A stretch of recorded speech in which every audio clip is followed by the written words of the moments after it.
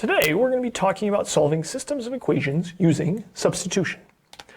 The way in which this technique is applied is that we start by solving for a variable. So if you have two variables, x and y, you pick one and you solve for it. Once you have that variable by itself, you substitute it, hence the name for the technique, substitute into the other equation. Then you're going to solve for the remaining variable. Solve for remaining variable.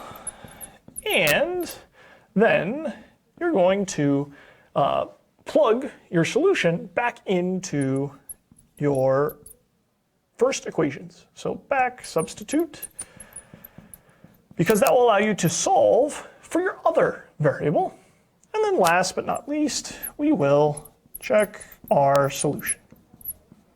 So if we want to apply this, let's look at an example. So I'm going to do 3x plus y equals 15 and y equals 4x minus 6. So for this particular system, I have a natural candidate for solving for a variable. In fact, it's already been solved. So the second equation has y equals 4x minus 6. And I can take that and then plug it back in to the other equation and substitute that directly for y. So this will be step number 2 here, is I'll have 3x plus y, but y is this whole thing, 4x minus 6 equals 15. Well, this equation now only depends on x. That was the whole point of this technique, is to get rid of that other variable. And if I do that, I combine together these two, 7x minus 6 equals 15. Add the 6 over so that I have 7x equals 21. And then divide both sides by 7. This will give me that x equals 3. Well, I have one of my variables. I need to solve for the other variable. So I guess this is the finished part of step 3 over there. But I'm going to back substitute. And the way in which I do that is I'm going to take x equals 3 and then plug it back into one of these two equations up here. Doesn't really matter which one you pick. No, absolutely not. But I would encourage you to pick the easier one. And specifically, it looks like we can solve for y easily if I plug in x into this second of these two equations that we started with. So I'll take y equals 4 times 3 minus 6. And this will give me y equals 12 minus 6, or y equals 6.